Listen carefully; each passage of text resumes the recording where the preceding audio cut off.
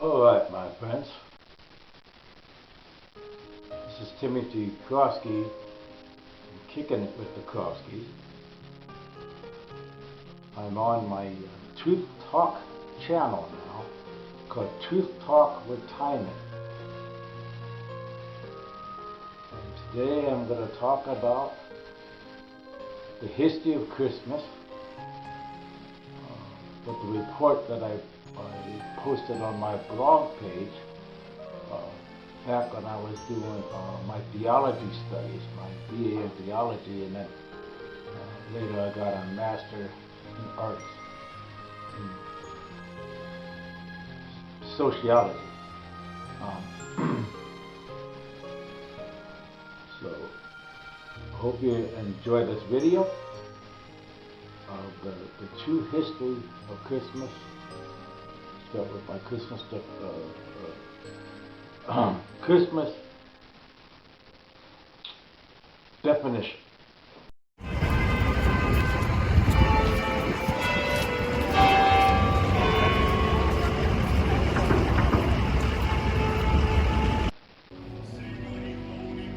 Lean down here. You can tell I haven't been 100%, and I'm not shaving. I'm in my winter look. I call this my rugged indoor look. Yeah.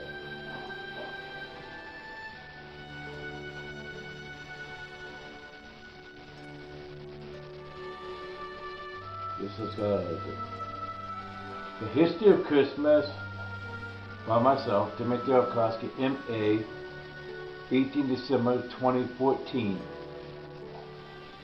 My Christmas definition: a Christian holiday honoring the birth of Jesus Christ. Christmas evolved over 2 millennia into a worldwide religious and secular celebration, incorporating many pre-Christian pagan traditions into the festivities along the way. Today, Christmas is a time for family and friends to gather and exchange gifts. Is that what it is really about? To me, it's about giving to the poor and needy, helping others, spreading joy and peace throughout the world, being kind, and remembering Jesus Christ and what He did for us on earth, that ransom sacrifice He made on the cross. The history of Christmas. Christmas, like all so-called holidays, gets its roots from pagan tradition. Well, I really don't like the word pagan, but we Christians stole most of the traditions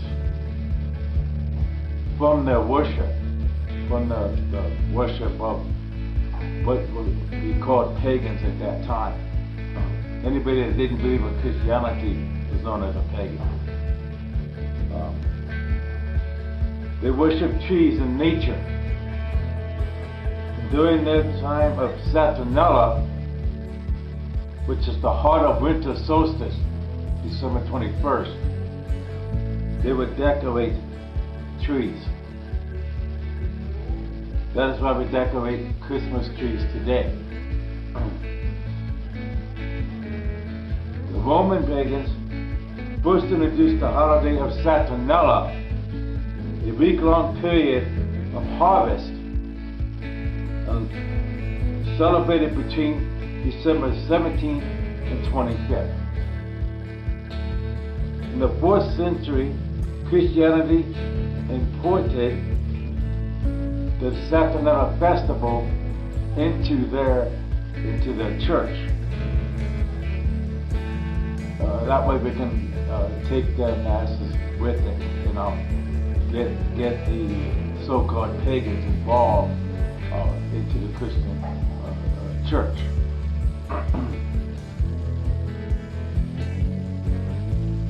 And we succeeded in converting those large numbers of pagans into Christianity by promising them that they could continue to celebrate the Saturnalia as Christians.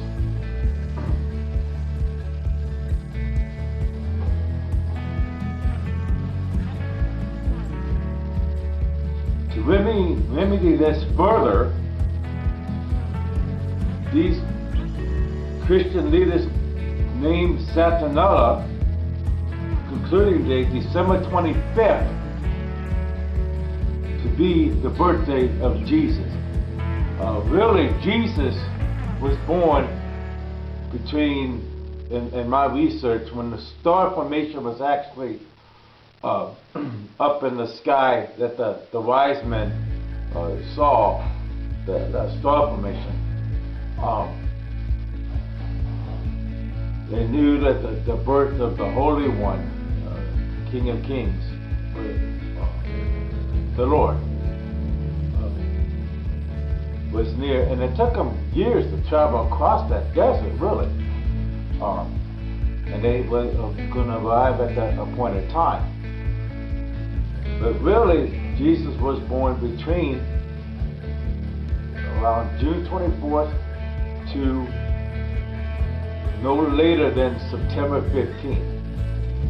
So, many people believe, as do I, that Jesus was really born in the July time frame. And we actually do a Christmas in July as well in our house. Okay. The popular myth puts Jesus' birthday as December 25th, 1 CE. Dionysius Egas, a Sicilian monk,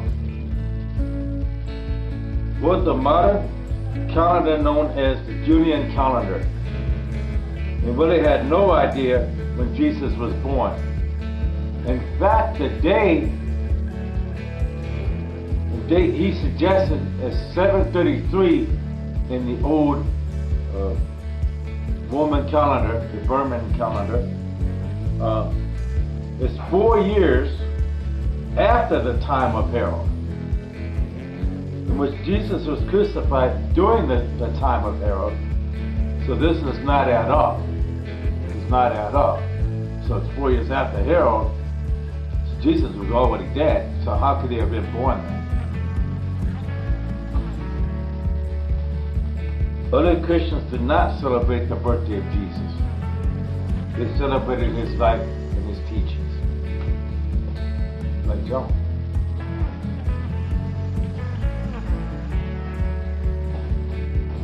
Now the Christmas story, I'm going to read part of the Christmas story. You can find the Christmas story in Matthew, St. Matthew, chapter 2. You can also find it in St. Luke, chapter 2.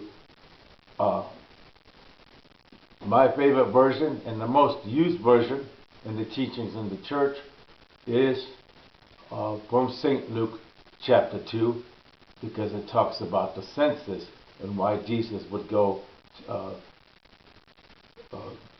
why he was born in Bethlehem, and why Mary and Joseph traveled to Bethlehem.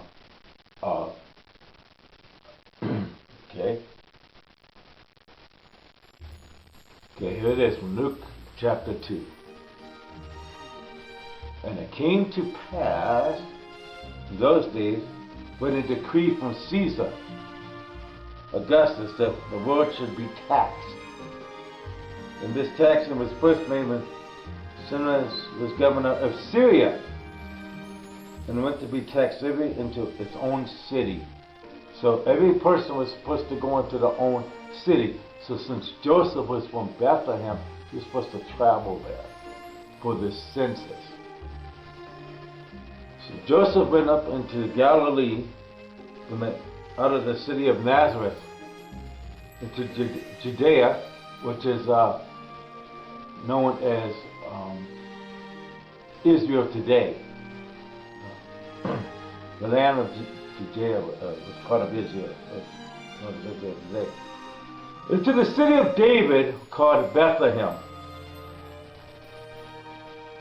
He was also part of the lineage of David. And he brought Mary, his espoused wife, being great with child. And so that was when they were there. The days were accomplished that she should be delivered. You know. She was really the person with Jesus, the baby inside of her. And she Mary brought forth her firstborn son, and wrapped him in swaddling clothes, and laid him in a manger, because there was no room for them in the inn. And there were some country and shepherds watching over the flocks by night. And lo, the angel of the Lord Jehovah, or God, came upon them, and the glory shone about them, and they were so afraid. And the angel said unto them, Fear not, and behold, I bring you tidings of great joy, and shall be to all people. For unto you this day in the city of David a Savior, which is Christ the Lord. And he shall be a sign unto you. You shall find a babe wrapped in swaddling clothes, laid in a manger. And suddenly there was an angel of multitude of heavenly hosts praising God, Jehovah. Glory to him in the highest, and on earth peace, goodwill towards men. Alright. That's the Christmas story written in the Bible, written by men, inspired by God, in St. Luke chapter 2. Now, this is what I find wrong with the Christmas story in my report I did in theology class. For one, if there was a decree, it would not be logical for them to have all the people go to their own land. Was it really a decree? Because why would Augustus, the Caesar, have everyone go to their own city? Think about it. He was more organized than this. He would not have everybody travel like that, with all the turmoil that was going on in Rome. No, he would most likely have made a head count with everyone in the city they were already in. That is not just my opinion, but it's also the opinion of other Christian scholars, like myself, you know.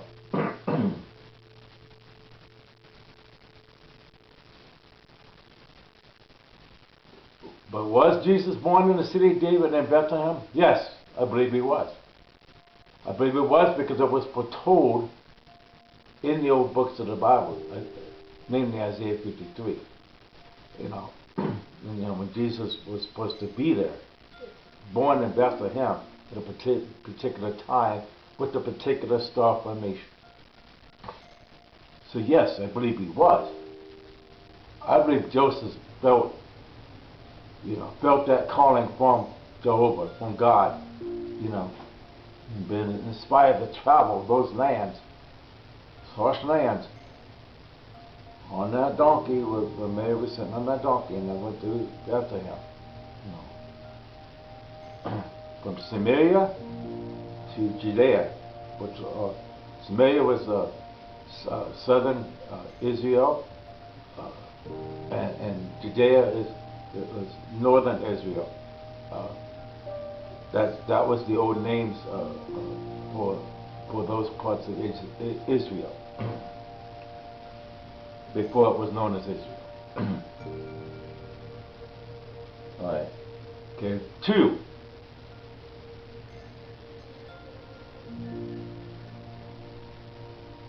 An inn is not what one would think an inn is.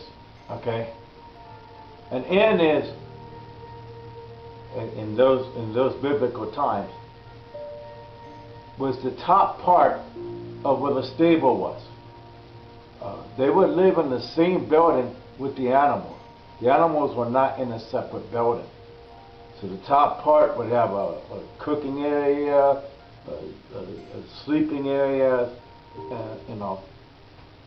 They really lived really simple lives. They didn't have the television, music, video games, all this stuff. They would play musical instruments, they would dance, they would sing songs, but that was most of their entertainment. They didn't have the stuff that we have. Okay. So that's what the inn was. Okay. And so there was no room for them in the inn because all the people were in the inn, and the stables were full of animals, and there was some animals in the stable. It was like a donkey, a sheep, some baby animals that was being taken care of. Because if the shepherds were watching the flocks at night, think about how full that stable would be. All the animals would have been in there. So there wouldn't have been no room at all. So, there's a contradiction of Jesus being born in December because all the animals were in the stable in December. So Jesus was really born around the July time frame. Okay? In fact, that's what I just talked about in my third point. If the shepherds were keeping watch of the flocks by night, and this statement is true, then the proof that Jesus was not born December 25th, because, like it says in the Bible, watch the flocks by night. The shepherds stopped watching the flocks and bring them into the stables at the end of September. The stable would not have been too crowded for Jesus to be born while this flock was in the stable. Like I said, a few young sheep, some donkeys, and some other things like other animals like that, maybe a young ox even. Okay. So here is my conclusion of this Christmas story. I'm almost done here, my friends. In my conclusion, Jesus was born probably around 3 BC, which is the 5th year of the Berber calendar, the old calendar of that time of Rome. Okay? Now people say, well, BC is before Christ, AD is after his death. Actually, BC is the Berber calendar, and AD is Anno Domini, which is the modern calendar written in the Julian years. Okay. Okay. Jesus was a God-like man, a human with qualities deriving from God, but a human nonetheless. He did bleed, he did feel pain, he did feel suffering. He was born from a parathos, Greek meaning young maiden, mother. When we translate the word virgin in the Bible times, it means being untouched. We translate it as being untouched by man. But in biblical times, okay, the word meant young maiden. Didn't mean she wasn't touched by man. Doesn't mean that she was like pure. It just means that she was a young maiden. Jesus was raised by human parents. The virgin mother named Miriam from Nazarene in which we call Mary Nazareth. Okay? And his adopted father Joseph from Bethlehem. Not much is said in the Bible about Jesus as a young boy. The only story that relates to him is when he was found in the temple, conversing, talking to the high priest. As a teen, he worked as a stone layer with his father, Joseph, not a carpenter, as we're led to believe. In reality, there's not a lot of wood in Jerusalem. Okay? The wood is mainly used for the Roman crucifixion. That's what it was mainly used for. You know, the trees that were there. And they were around, like some of the frame of the house, like around the door, around the window. But there wasn't the fancy carpentry or the fancy, you know, things that you would think as a carpenter would do. Okay? So, a tecton, which is the term that was later translated by the Catholic Church as carpenter, was really a stone layer, a stone worker, a mason that worked with stone. That's what a tecton was.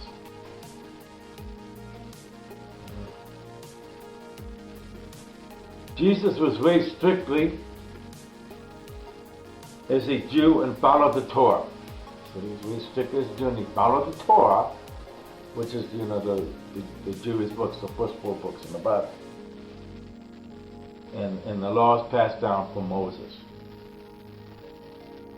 His father actually died when Jesus was a young man.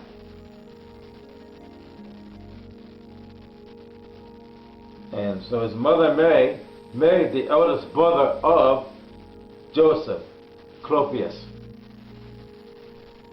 Now you can find some of this in the Book of Mary, in the Epistle of Gospel of Thomas. Okay?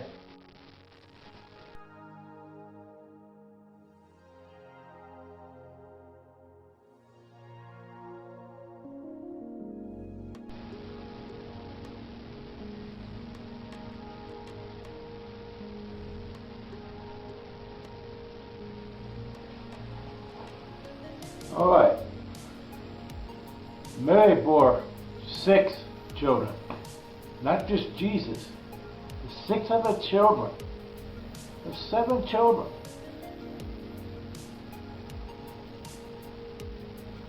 The other 6 children she bore, 4 boys and 2 girls. In accordance with the age were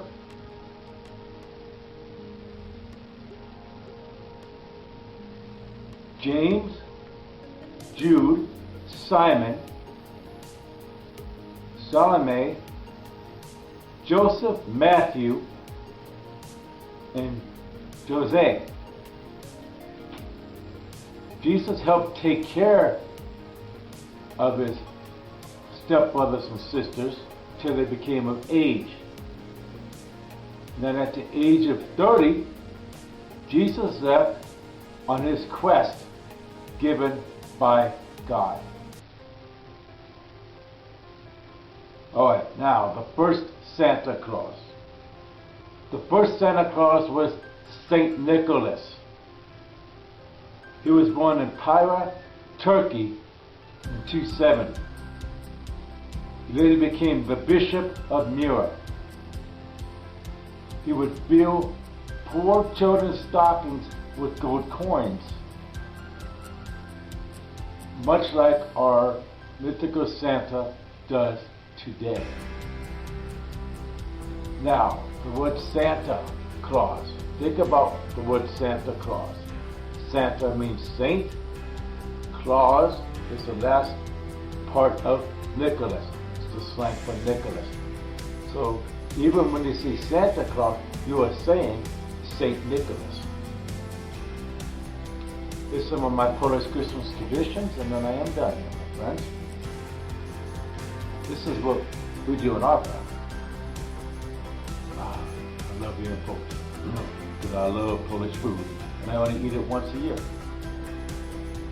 I make a 12-course Christmas Eve feast. We open one present. Oh, you probably wonder what the feast is, okay? Okay, well, I'll name a few things. I make potato pierogies. I make pickled beets, stuffed mushrooms. I make a fish over baby red potatoes. I make a kielbasa, but that's not really part of the Christmas thing. I make a curry soup. Those are some of the things I make. And then of course what I call it my Polish Christmas cake. It's a 7-spice cake, and I also have a plum blossom honey inside of it too, orange blossom honey. Oh man, it's really good. And then we open one gift for Jesus. We used to buy a thing for the orphanage and donate to. Well, I used to donate to what's it called, the Callahan Children's Center. Sometimes I would give them money. One year I gave them quite a bit of money. But you know, because that's what the spirit of Christmas is giving. And we like to play games. There's a game over here called Tic-Tac-Toe. And then we listen to traditional Christmas music. I'm going to sit this down. Turn the Tic-Tac-Toe, and that's that.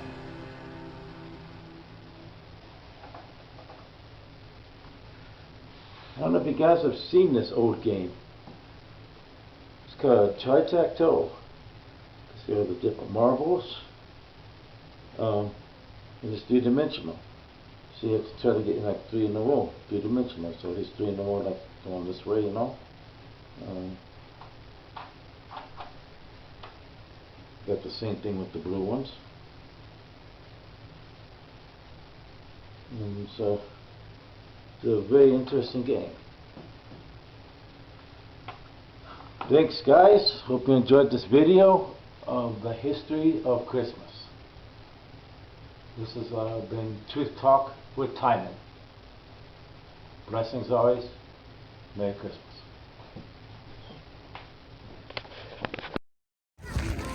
There is no line.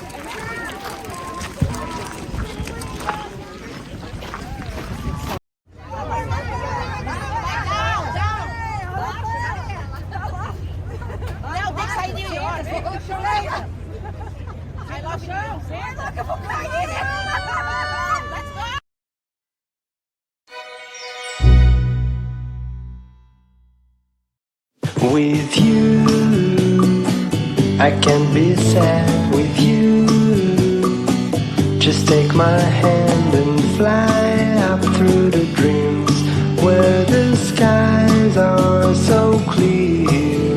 With you, I wanna stay with you. With you, I love the way that you love me today. Let's run up through the fields where the sun shines and heals.